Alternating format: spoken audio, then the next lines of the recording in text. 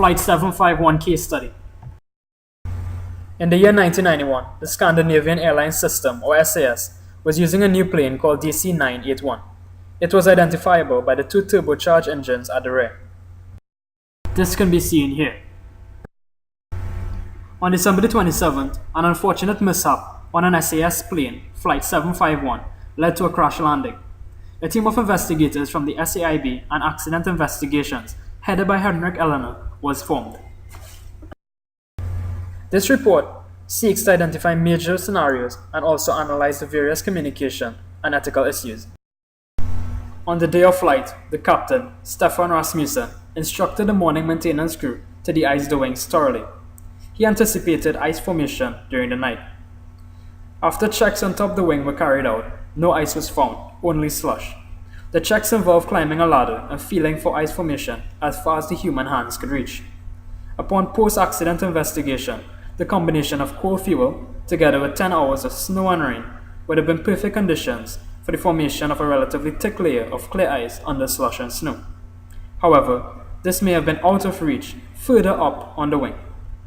Upon inquiry from the captain, after a second round of de-icing, the head technician confirmed that the wings were done, assuming that there was no clear ice on the wing stop initially. Being confident in the crew's ethics, the captain decided to start.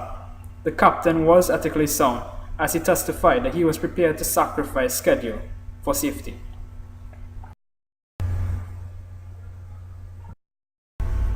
At this point, it can be observed that there was a breakdown in effective communication, as the idea of the message, thorough de-icing, was not decoded properly by the maintenance crew. This issue could have stemmed from differences in understanding of the message. It is apparent that the airline service breached ethical conduct in not implementing proper de-icing procedures. They chose to implement these only after the accident, failing to understand that prevention is better than cure. Lack of proper equipment and training available to the crew could have been seen as the airline prioritizing cost over safety.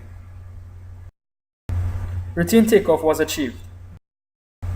As the plane began to ascend, strange, loud booming noises were heard. Post-accident investigations confirmed that this was due to engine surges. It was determined by further analysis that the clear ice was dislodged from the wings and sucked into the engine where it damaged fan blades. The damaged blades effectively created a disturbed airflow into the engine.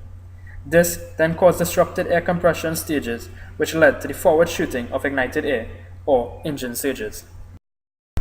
In this instance, the pilot knew from conventional training that he ought to reduce the engine speed. However, the speed of the engine increased upon throttling down, confusing the pilot. It was only during investigation that the manufacturers explained this occurrence in terms of a new safety feature called Automatic Thrust Restoration, or ATR.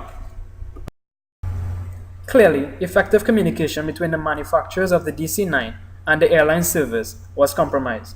Most likely, this could have been due to the manufacturer's improper encoding of information or encoding of the wrong message. Also, there was no written documentation surrounding the ATR.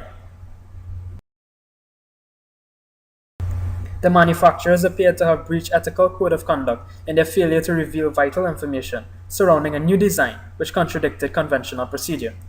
Also, the manufacturers seemed to have inadequately tested the design of the rear engine in worst-case scenarios to observe its major fault. It can therefore be said that they prioritized style over safety. These breaches led to increased surges and the eventual failure of both engines. The left engine exploded upon restart. This left the plane powerless. The captain knew that due to his low altitude and energy losses by turning, he could not return to the airport. He had to prepare for an on-ground emergency.